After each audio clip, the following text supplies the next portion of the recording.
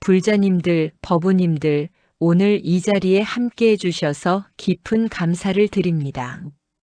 혹시 불자님들께서는 이런 경험이 있으신가요? 밤잠을 설치며 내일 일이 걱정되고 자식 걱정, 손주 걱정, 건강 걱정에 마음이 편할 날이 없으신가요? 아침에 눈을 뜨면 가슴이 답답하고 무언가에 쫓기는 것 같은 불안함이 하루 종일 따라다니지 않으십니까? 좋은 일이 생기면 잃을까 두려워 집착하게 되고 나쁜 일이 생기면 왜 나한테만 이런 일이 생기나 원망하게 되는 그 마음 저는 잘 압니다. 오늘 우리가 함께 나눌 반야심경의 가르침은 바로 이 두려움과 불안, 집착의 뿌리를 완전히 뽑아내는 부처님의 지혜입니다. 반야심경은 짧지만 대승불교 경전 중에서도 가장 핵심적인 가르침을 담고 있습니다. 600권에 달하는 대반야경의 정수를 단 260자로 압축한 경전입니다. 그 중심에는 공, 즉 공성의 가르침이 있습니다. 많은 분들이 공을 아무것도 없다는 허무주의로 오해하십니다. 하지만 부처님께서 말씀하신 공은 결코 그런 것이 아닙니다. 공은 모든 것이 인연 따라 생겨나고 사라지며 고정된 실체가 없다는 깊은 진리입니다. 이 공을 제대로 이해하면 우리를 괴롭히던 모든 두려움과 집착에서 자유로워질 수 있습니다. 오늘 저는 불자님들께 4가지 핵심 가르침을 전해드리고자 합니다. 첫째, 색즉시공, 공즉시색의 진정한 의미를 깨닫는 법입니다. 둘째, 오온개공의 지혜로 나라는 집착에서 벗어나는 길입니다. 셋째, 무소득의 마음으로 두려움을 완전히 내려놓는 방법입니다. 넷째, 반야바라밀다의 실천으로 일상에서 자유를 얻는 수행법입니다. 이 4가지 가르침을 오늘 여기 계신 모든 법우님들과 함께 깊이 나누고자 합니다. 부처님의 지혜는 결코 어렵거나 멀리 있지 않습니다. 바로 지금 이 순간 불자님들의 마음속에서 빛나고 있는 그 진리입니다. 함께 그 빛을 발견하는 시간이 되기를 간절히 발언합니다. 자, 그렇다면 첫 번째로 색즉시공, 공즉시색의 진정한 의미에 대해 깊이 살펴보겠습니다. 반야심경에서 가장 유명한 구절이 바로 이것입니다. 색즉시공, 공즉시색, 색불이공, 공불이색입니다. 형상 있는 것이 바로 공이요, 공이 바로 형상 있는 것이며 형상 있는 것이 공과 다르지 않고 공이 형상 있는 것과 다르지 않다는 뜻입니다. 불자님들께서는 이 구절을 들으시면 어떤 생각이 드십니까? 많은 분들이 이렇게 생각하십니다. 세상 만물이 결국 헛되고 무상하니 아무것도 중요하지 않다고 말입니다. 하지만 부처님의 가르침은 그런 허무주의가 아닙니다.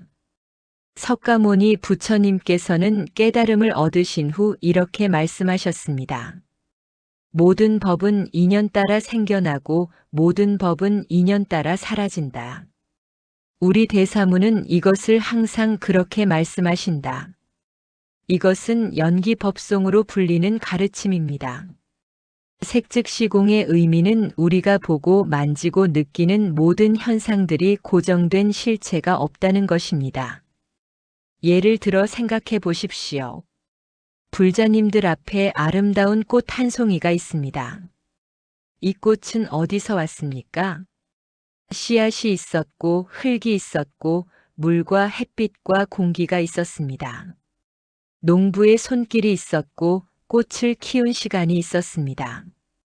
이 모든 조건이 모여서 지금 이 꽃이 피어난 것입니다. 그렇다면 이 꽃 중에서 어느 것이 진짜 꽃의 본질입니까? 씨앗입니까?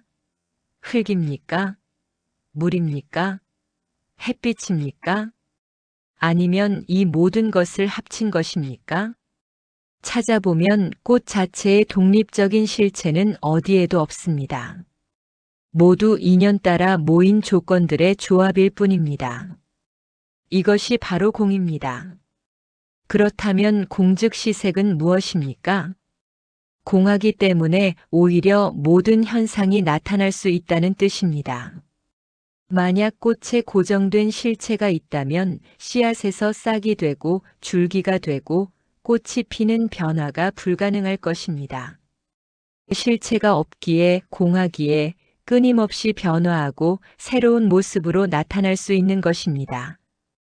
당나라 시대의 위대한 선사이신 마조도일 스님께서 이런 말씀을 하셨습니다.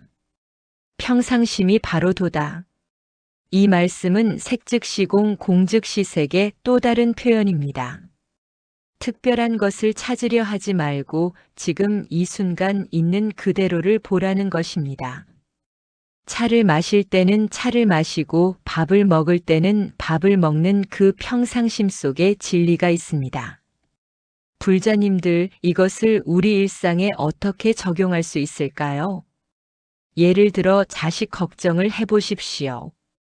많은 부모님들이 자식이 좋은 직장을 구하지 못하면, 좋은 배우자를 만나지 못하면 평생 불행할 것이라 걱정하십니다. 그래서 밤낮으로 자식 걱정에 마음이 편할 날이 없습니다. 하지만 색즉시공을 깨달으면 어떻게 될까요? 자식의 현재 상황도 수많은 인연이 모여 만들어진 것임을 알게 됩니다. 지금 힘들어 보이지만 그것도 변할 것이고 새로운 인연을 만나면 전혀 다른 길이 열릴 것입니다. 고정된 운명이란 없습니다. 모든 것은 인연 따라 변하기 때문입니다. 그렇다고 무책임하게 내버려 두라는 뜻이 아닙니다. 공즉시색을 이해하면 오히려 더 적극적으로 좋은 인연을 만들어갈 수 있습니다. 집착과 두려움에서 벗어나니 더 지혜롭게 자식을 도울 수 있게 됩니다. 또 다른 예를 들어보겠습니다. 건강 문제로 고민하시는 분들이 많습니다. 병원에서 진단을 받으면 그 진단서에 적힌 병명에 완전히 사로잡힙니다. 나는 당뇨병 환자다, 나는 고혈압 환자다, 이렇게 자신을 규정짓고 두려워합니다. 하지만 색즉시공을 깨달으면 어떻게 될까요? 지금 이 몸의 상태도 무수한 조건들이 모여 만들어진 것임을 알게 됩니다. 식습관, 생활습관, 스트레스, 환경, 유전적 요인 등 수많은 인연이 모여 지금의 건강 상태를 만든 것입니다.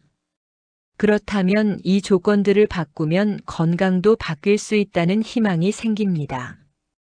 병명이라는 고정된 딱지에 갇히지 않고 매 순간 새로운 선택으로 건강을 회복할 수 있습니다. 실제로 많은 의학 연구들이 이것을 증명하고 있습니다. 생활 습관을 바꾸고 마음을 바꾸면 몸도 놀랍게 변화합니다. 이것이 바로 공즉시색의 희망입니다. 그렇다면 불자님들께서는 이 가르침을 어떻게 실천하실 수 있을까요? 첫째, 아침에 일어나서 하루를 시작할 때 이렇게 생각해 보십시오. 오늘 만나는 모든 상황은 어제와 같지 않다. 모든 것이 새롭게 변할 수 있다. 나는 고정되어 있지 않다. 이렇게 마음을 여는 것입니다. 둘째, 집착하는 대상이 생길 때마다 그것의 인연을 관찰해 보십시오. 돈에 집착한다면 그 돈이 어디서 왔는지, 무엇으로 만들어졌는지 생각해 보십시오. 종이와 잉크와 인쇄 기술과 국가의 신용이 모여 만들어진 것입니다. 그 자체로 절대적 가치가 있는 것이 아닙니다. 셋째, 두려움이 생길 때 그 두려움의 대상을 자세히 들여다보십시오. 죽음이 두렵다면 죽음이란 무엇인지 깊이 관찰해 보십시오. 몸의 구성 요소들이 흩어지는 것이지 사라지는 것이 아닙니다. 흙은 흙으로, 물은 물으로, 바람은 바람으로 돌아갈 뿐입니다. 고정된 나라는 실체가 없으니 사라질 것도 없습니다. 넷째, 매일 저녁 잠들기 전에 오늘 하루를 되돌아보십시오. 오늘 내가 집착했던 것들, 두려워했던 것들이 정말 실체가 있었는가? 아침에 그토록 걱정했던 일들이 저녁이 되면 어떻게 변했는가? 이렇게 무상함을 직접 체험하는 것입니다. 화두를 드리겠습니다.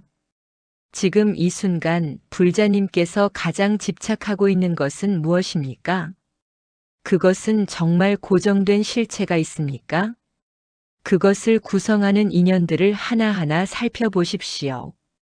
그러면 색즉시공 공즉시색의 진리가 저절로 드러날 것입니다. 부처님께서는 이렇게 말씀하셨습니다. 모든 유의법은 꿈과 같고 환상과 같으며 물거품과 같고 그림자와 같다. 이슬과 같고 번개와 같으니 마땅히 이와 같이 관찰할지니라. 이것은 금강경의 사구계입니다. 모든 현상은 잠깐 나타났다 사라지는 것입니다. 하지만 그것이 무가치하다는 뜻이 아닙니다. 오히려 그 덧없음 속에 진정한 가치가 있습니다. 영원하지 않기에 더욱 소중하고 변하기에 더욱 아름다운 것입니다. 벚꽃이 아름다운 이유는 1년 내내 피어있지 않기 때문입니다. 짧은 시간 피었다 지기에 우리는 그 아름다움에 감동합니다.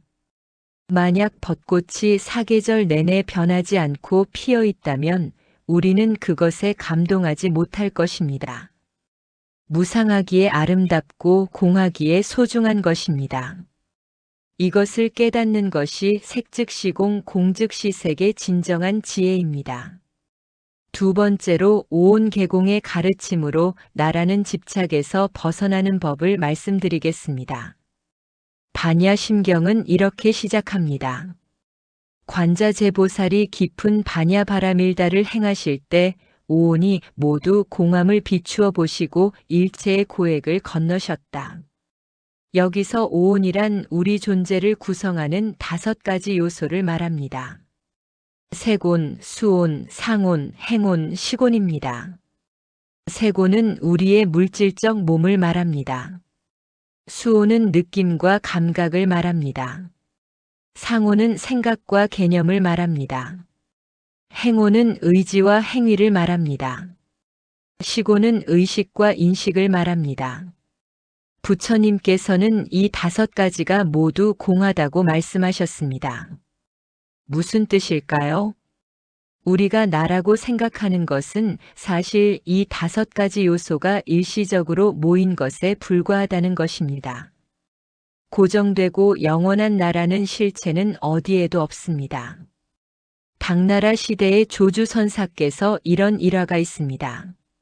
한 스님이 조주선사께 물었습니다. 무엇이 부처입니까? 조주선사께서 대답하셨습니다. 뜰 앞에 잣나무니라. 이 선문답이 무슨 뜻입니까? 부처를 어떤 고정된 실체로 찾지 말라는 것입니다. 지금 여기 뜰 앞에 잣나무처럼 있는 그대로의 모습이 진리라는 것입니다. 나라는 고정된 실체를 찾으려 하지 말고 매 순간 변화하는 이 5가지 요소의 흐름을 그대로 보라는 가르침입니다. 불자님들 실제로 우리 몸을 관찰해 보십시오. 과학자들의 연구에 의하면 우리 몸의 세포는 끊임없이 죽고 새로 태어납니다. 피부 세포는 약 한 달마다 완전히 새 것으로 바뀝니다. 간 세포는 약 5개월마다 바뀝니다.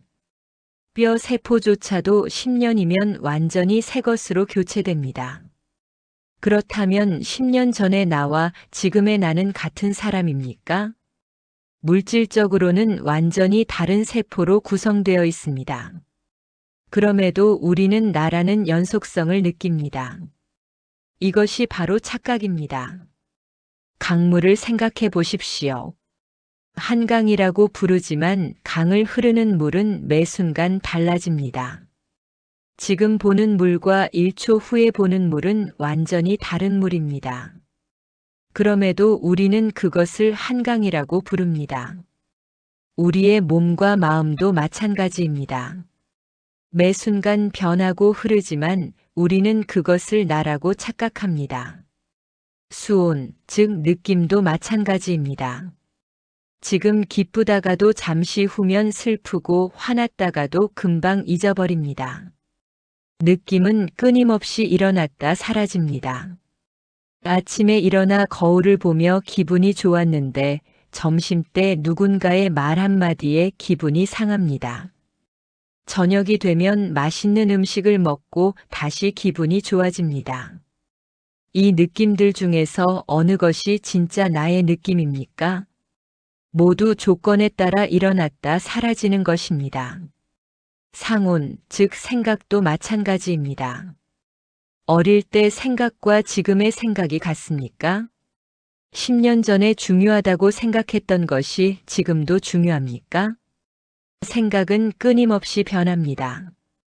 경험과 환경에 따라 완전히 달라집니다. 행운, 즉 의지와 행위도 마찬가지입니다. 아침에는 운동하겠다고 다짐했다가도 저녁이 되면 피곤해서 포기합니다. 금연하겠다고 결심했다가도 스트레스를 받으면 다시 담배를 찾습니다. 우리의 의지조차 고정되어 있지 않습니다. 시곤, 즉 의식도 마찬가지입니다.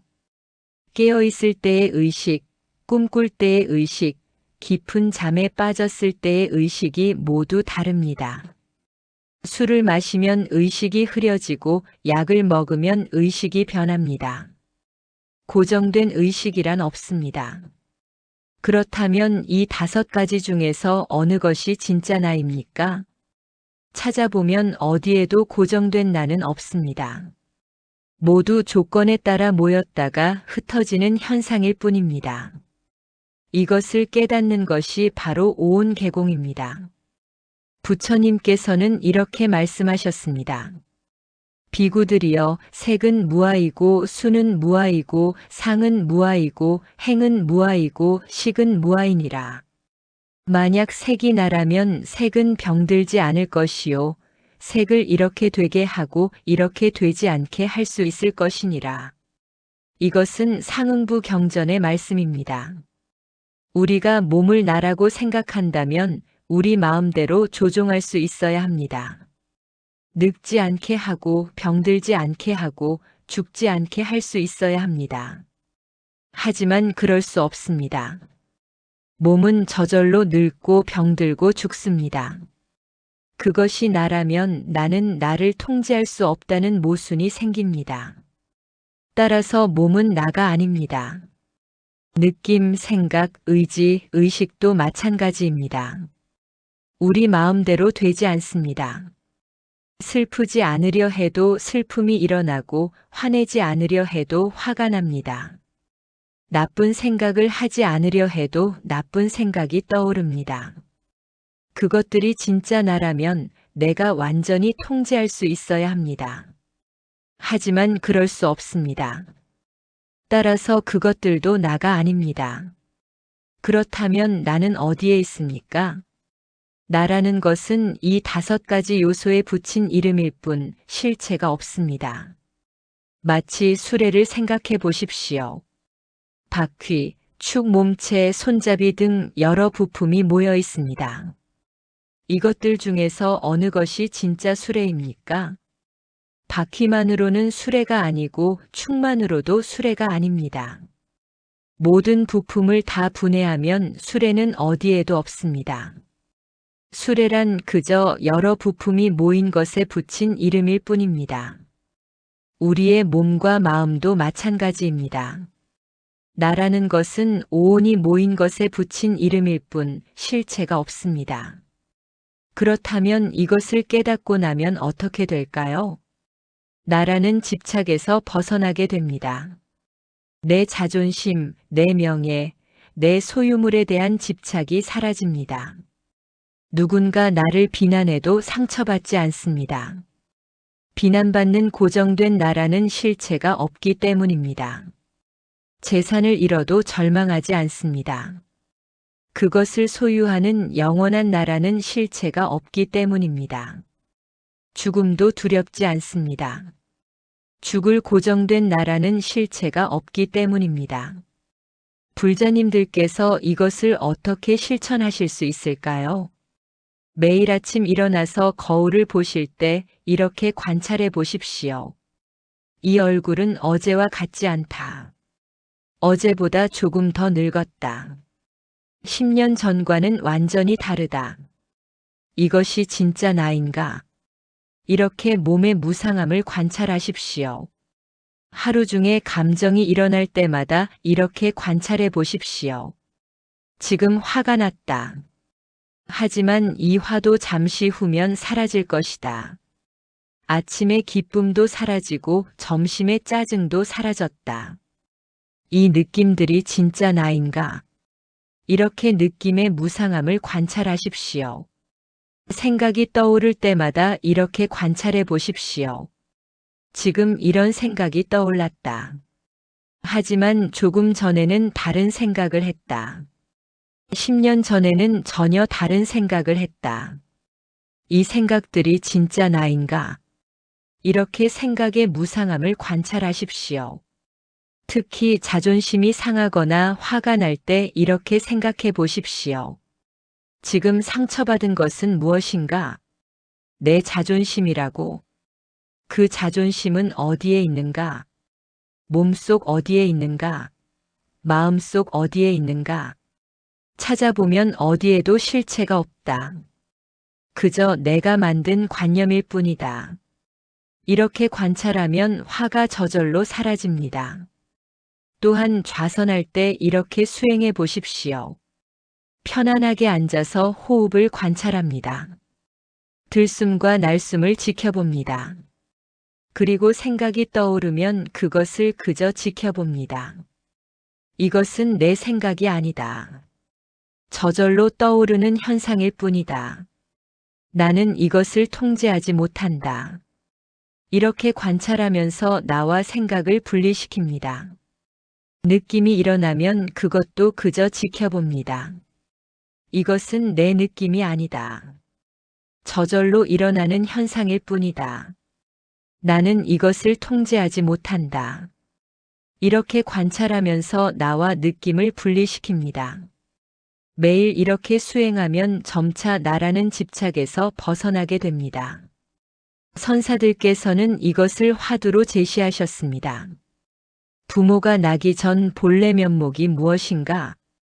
이것은 나라는 개념이 생기기 전에 진짜 나를 찾으라는 것입니다. 태어나기 전에는 나라는 개념이 없었습니다. 죽은 후에도 나라는 개념이 없을 것입니다.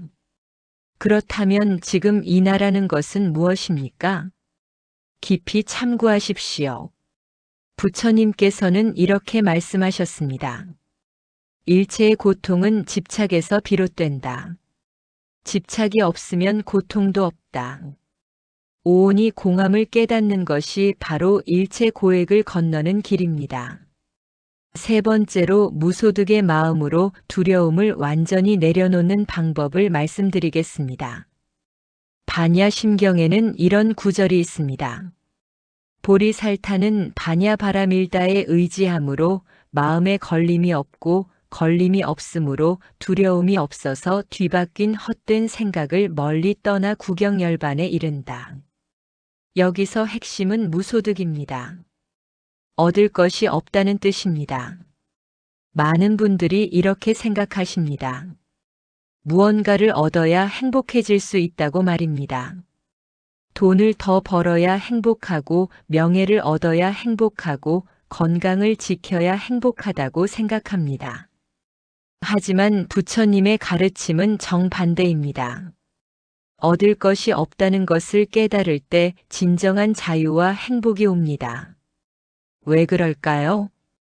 얻으려는 마음이 있으면 반드시 잃을까봐 두려워하게 됩니다. 재산을 얻으면 잃을까봐 걱정하고 명예를 얻으면 실추될까봐 두려워하고 건강을 유지하면 병들까봐 불안해합니다. 얻음과 잃음은 동전의 양면입니다. 하나가 있으면 반드시 다른 하나도 따라옵니다. 당나라 시대의 임재선사께서 이런 말씀을 하셨습니다. 무사시인이 귀인이다. 일 없는 사람이 귀한 사람이라는 뜻입니다. 여기서 일 없다는 것은 게으르다는 뜻이 아닙니다. 마음에 구할 것이 없다는 뜻입니다. 무언가를 얻으려는 마음이 없으니 잃을 것도 없고 따라서 두려울 것도 없습니다. 부처님께서 깨달음을 얻으신 후 이렇게 말씀하셨습니다. 참으로 기이하도다. 모든 중생이 열애의 지혜와 덕상을 다 갖추고 있건만 다만 망상과 집착으로 인해 깨닫지 못하는구나. 이것은 화엄경의 말씀입니다. 우리는 이미 완전합니다. 본래부터 부족한 것이 없습니다. 다만 우리가 부족하다고 착각하고 무언가를 얻으려 하기에 괴로운 것입니다. 비유를 들어보겠습니다.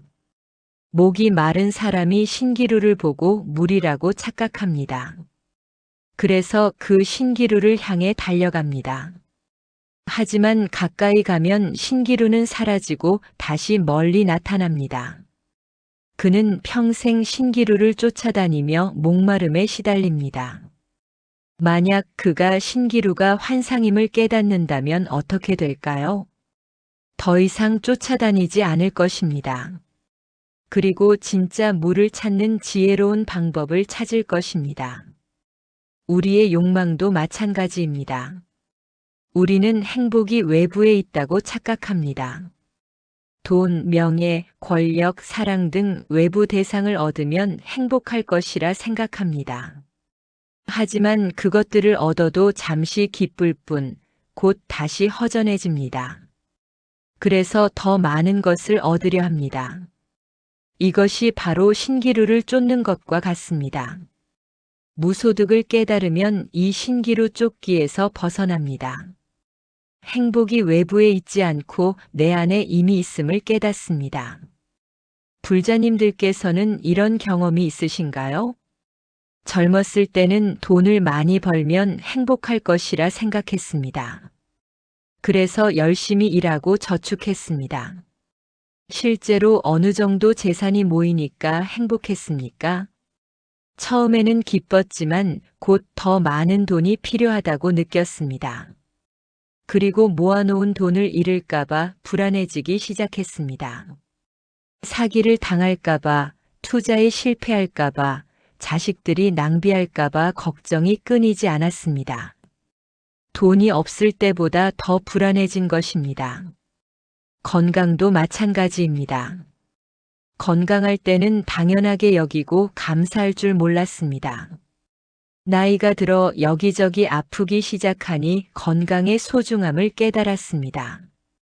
그래서 건강을 지키려고 노력합니다. 운동하고 건강식품 먹고 정기검진 받습니다.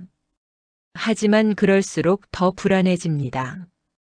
혹시 암은 아닐까, 치매는 아닐까, 심장병은 아닐까 걱정이 늘어납니다. 건강을 지키려는 집착이 오히려 스트레스가 되어 건강을 해칩니다. 이것이 바로 소득심, 즉 얻으려는 마음이 만드는 괴로움입니다. 그렇다면 무소득의 마음이란 무엇입니까? 아무것도 하지 않고 게으르게 사는 것입니까? 결코 아닙니다. 무소득은 최선을 다하되 결과에 집착하지 않는 것입니다. 해야 할 일은 성실히 하되 특정한 결과를 기대하지 않는 것입니다. 바가바드 기타라는 인도의 경전에도 비슷한 가르침이 있습니다. 행위에는 권리가 있으나 그 결과에는 권리가 없다. 최선을 다해 행하되 결과는 하늘에 맡기라는 것입니다. 불교에서도 마찬가지입니다. 보살은 중생을 제도하되 제도한 중생이 없다고 생각합니다. 최선을 다해 돕되 내가 도왔다는 집착이 없습니다. 그래야 진정으로 자유롭게 도울 수 있습니다. 불자님들께서 이것을 어떻게 실천하실 수 있을까요? 첫째, 아침에 하루를 계획할 때 이렇게 생각하십시오. 오늘 할 일을 최선을 다해 하겠습니다. 하지만 결과가 내 뜻대로 되지 않아도 괜찮습니다. 최선을 다하는 것만으로도 이미 충분합니다. 이렇게 마음을 정하는 것입니다. 둘째, 자식이나 손주를 대할 때 이렇게 생각하십시오. 내가 해줄 수 있는 것을 다 해주겠습니다. 하지만 그들의 인생은 그들의 것입니다. 내 기대대로 살지 않아도 괜찮습니다. 그들이 행복하면 그것으로 충분합니다. 이렇게 집착을 내려놓는 것입니다. 셋째, 건강을 위해 노력할 때 이렇게 생각하십시오. 운동하고 좋은 음식을 먹겠습니다. 하지만 그래도 병이 들 수 있습니다. 그것도 자연스러운 일입니다. 건강을 위해 노력하되 집착하지 않겠습니다.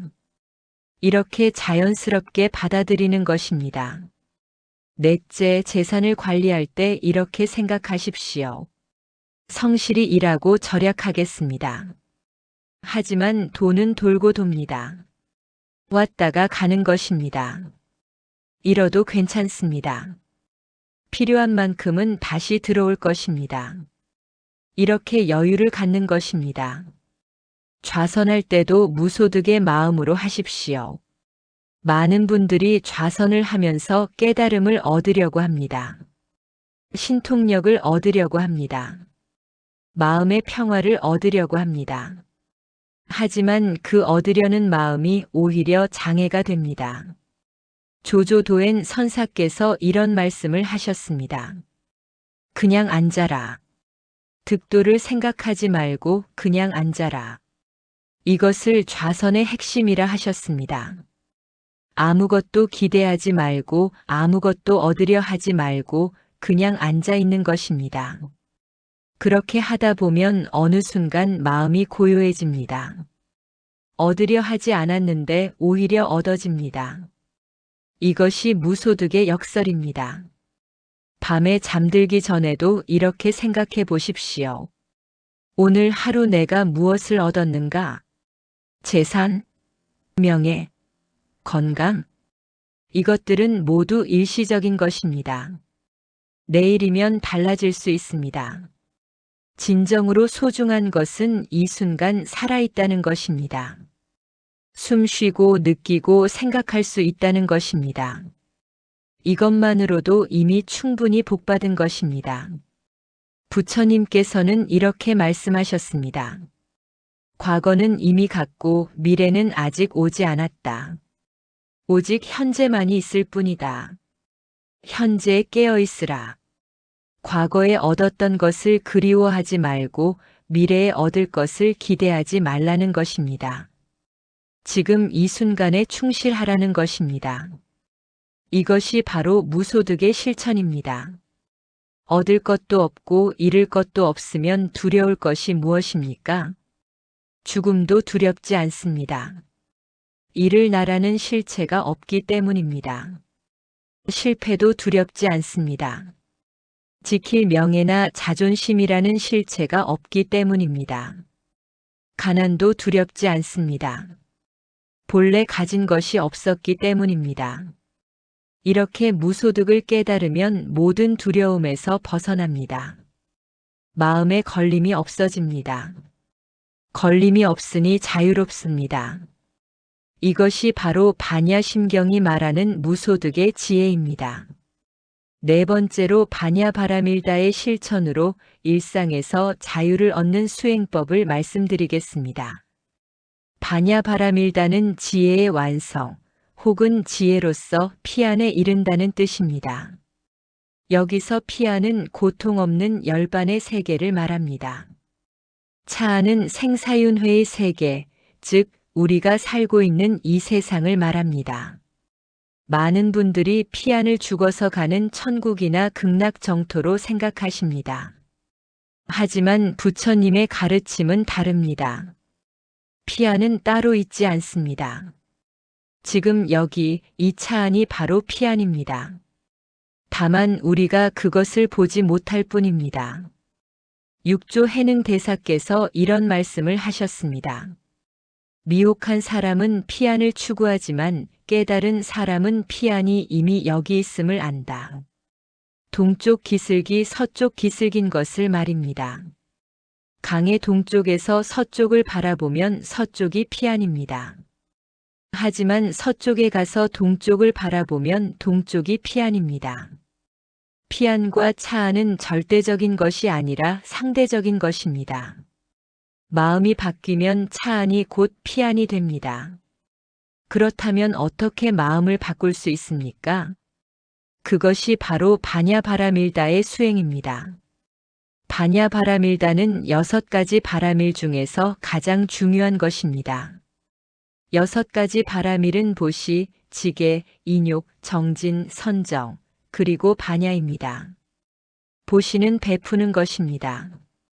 지계는 계율을 지키는 것입니다. 인욕은 참고 견디는 것입니다.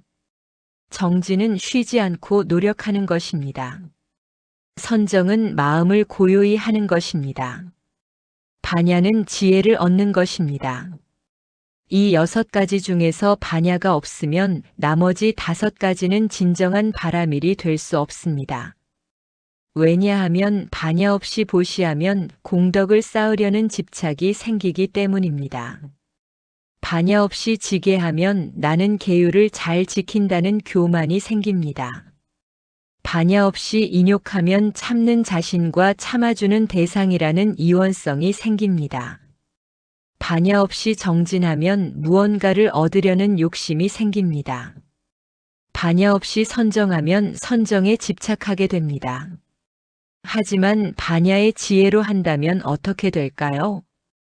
보시하되 보시한 자신도 없고 받는 사람도 없고 보시한 물건도 없다는 것을 압니다.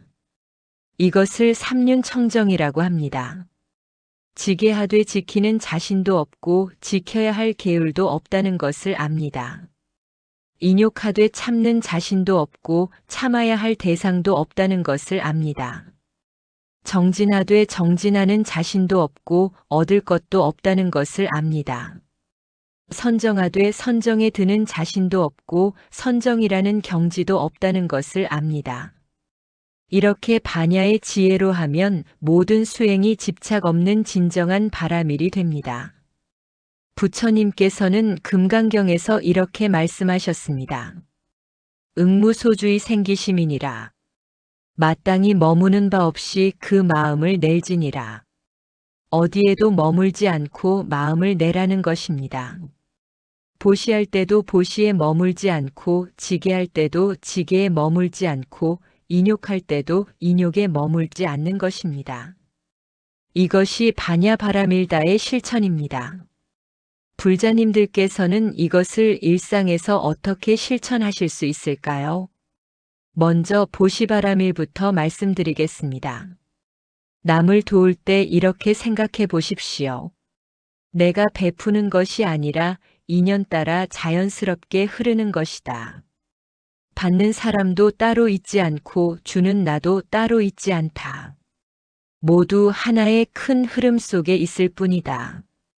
이렇게 생각하면 베풀고도 공덕을 바라는 마음이 생기지 않습니다. 베풀고도 감사를 기대하지 않습니다. 그냥 자연스럽게 물이 낮은 곳으로 흐르듯이 베푸는 것입니다. 이것이 진정한 보시바라밀입니다. 지게바라밀은 어떻게 실천할까요? 계율을 지킬 때 이렇게 생각해 보십시오. 나는 훌륭한 사람이라서 계율을 지키는 것이 아니다.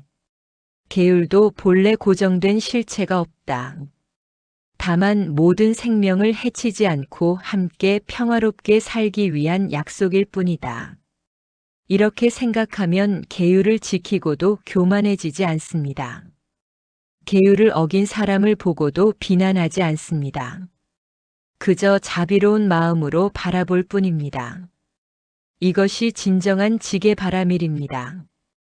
인욕바라밀은 어떻게 실천할까요? 누군가 나를 모욕하거나 해칠 때 이렇게 생각해 보십시오. 모욕받는 고정된 나라는 실체가 없다. 모욕하는 저 사람도 본래 악한 사람이 아니라 조건에 따라 저렇게 행동하는 것이다. 모욕이라는 말도 공중에 흩어지는 소리일 뿐이다. 이렇게 생각하면 화가 나지 않습니다. 원한이 생기지 않습니다. 오히려 저렇게 화내는 저 사람이 얼마나 괴로울까 하는 자비심이 생깁니다. 이것이 진정한 인욕바라밀입니다. 정진바라밀은 어떻게 실천할까요? 매일 수행할 때 이렇게 생각해 보십시오. 정진하는 나도 없고 얻을 깨달음도 없다. 다만 지금 이 순간 최선을 다할 뿐이다. 결과는 인연 따라 저절로 올 것이다. 이렇게 생각하면 조급해하지 않습니다. 다른 사람과 비교하지 않습니다. 그저 묵묵히 한 걸음 한 걸음 나아갈 뿐입니다. 이것이 진정한 정진바라밀입니다. 선정바라밀은 어떻게 실천할까요? 좌선할 때 이렇게 생각해 보십시오. 선정에 든다는 것도 하나의 생각일 뿐이다. 고요함과 산란함도 본래 둘이 아니다. 다만 있는 그대로를 지켜볼 뿐이다. 이렇게 생각하면 선정을 얻으려는 집착이 사라집니다. 선정에 들고 안 들고가 중요하지 않습니다. 지금 이 순간 깨어있는 것 자체가 이미 선정입니다. 이것이 진정한 선정바라밀입니다. 이 모든 것의 핵심은 반야입니다. 공의 지혜로 모든 것을 바라보는 것입니다. 그렇다면 일상에서 구체적으로 어떻게 수행할까요? 아침에 일어나서 세수할 때부터 시작하십시오. 물로 얼굴을 씻으며 이렇게 생각하십시오. 어제의 때를 씻어내듯이 어제의 집착도 씻어내자. 물이 흘러가듯이 모든 집착도 흘러가게 하자. 밥을 먹을 때도 수행하십시오. 한술 한술 먹으며 이렇게 생각하십시오. 이 밥 한 톨에 우주의 모든 인연이 들어있다. 농부의 땀, 햇빛, 비, 흙, 모든 것이 여기 있다. 감사하게 받는다. 걸을 때도 수행하십시오. 한 걸음 한 걸음 내디디며 이렇게 생각하십시오. 과거는 이미 갔고 미래는 아직 오지 않았다. 오직 이 한 걸음만이 있을 뿐이다. 이 한 걸음에 집중한다. 말할 때도 수행하십시오. 말하기 전에 잠깐 멈추고 이렇게 생각하십시오. 이 말이 상대에게 도움이 될까? 이 말이 진실한가? 이 말이 필요한가? 필요 없는 말은 하지 않는다. 들을 때도 수행하십시오. 상대방의 말을 들으며 이렇게 생각하십시오. 이 사람의 말 뒤에 숨겨진 마음을 듣자. 판단하지 말고 그냥 들어주자. 내 생각을 끼워 넣지 말고 온전히 들어주자. 화날 때도 수행하십시오. 화가 치밀어 오를 때 이렇게 생각하십시오. 지금 내 안에서 화라는 에너지가 일어나고 있다. 이것을 그냥 지켜보자. 표현하지도 말고 억누르지도 말고 그냥 관찰하자. 그러면 저절로 사라진다. 슬플 때도 수행하십시오. 슬픔이 밀려올 때 이렇게 생각하십시오. 슬픔을 느끼는 것은 자연스러운 일이다. 슬픔도 구름처럼 왔다 갈 것이다. 슬픔을 온전히 느끼되 슬픔에 빠지지는 않겠다. 기쁠 때도 수행하십시오. 기쁨이 솟아날 때 이렇게 생각하십시오. 이 기쁨도 잠시 후면 사라질 것이다. 하지만 지금 이 순간 충분히 즐기자. 집착하지 않고 흘러가게 하자. 잠들기 전에도 수행하십시오. 하루를 마감하며 이렇게 생각하십시오. 오늘도 무사히 하루를 보냈다. 내일은 어떨지 모르지만 괜찮다. 지금 이 순간 살아있는 것에 감사한다. 이렇게 매 순간순간을 수행으로 만들 수 있습니다. 특별한 시간을 내서 따로 수행하는 것이 아닙니다. 일상의 모든 순간이 바로 수행입니다. 밥 먹고 걷고 말하고 듣고 느끼는 모든 것이 수행입니다. 선사들께서는 이것을 일상선이라고 하셨습니다. 매 순간 깨어있는 것입니다. 매 순간 공의 지혜로 바라보는 것입니다. 이것이 바로 반야바라밀다의 실천입니다. 부처님께서는 이렇게 말씀하셨습니다. 과거심도 얻을 수 없고 현재심도 얻을 수 없고 미래심도 얻을 수 없느니라. 이것은 금강경의 말씀입니다. 과거의 마음은 이미 사라졌고 미래의 마음은 아직 오지 않았고 현재의 마음도 순간순간 변합니다. 그렇다면 어느 것이 진짜 내 마음입니까?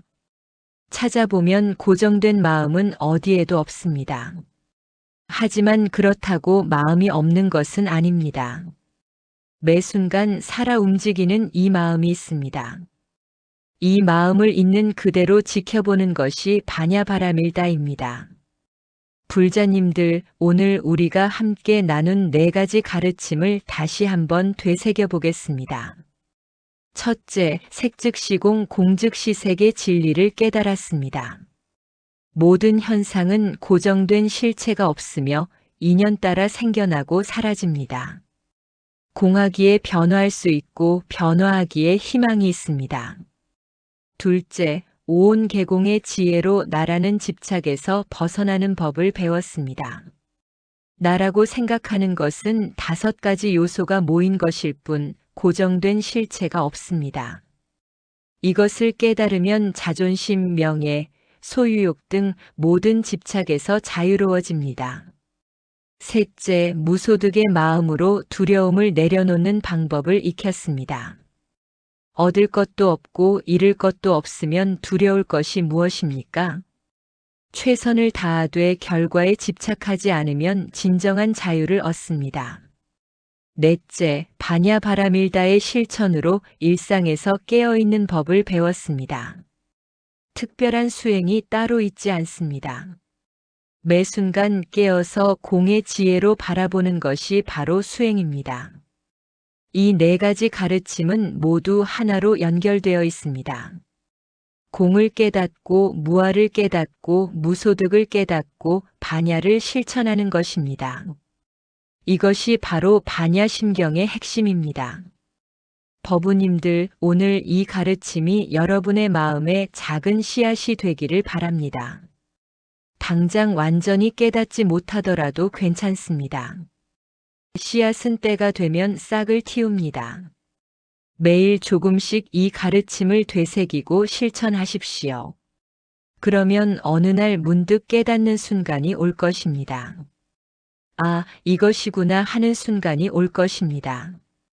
그 순간 모든 두려움과 집착에서 자유로워질 것입니다. 진정한 평화와 자유를 얻게 될 것입니다. 오늘 이 영상이 도움이 되셨다면 좋아요 버튼을 눌러주시고 구독해 주시기 바랍니다. 여러분의 수행 경험이나 질문이 있으시면 댓글로 나눠주십시오.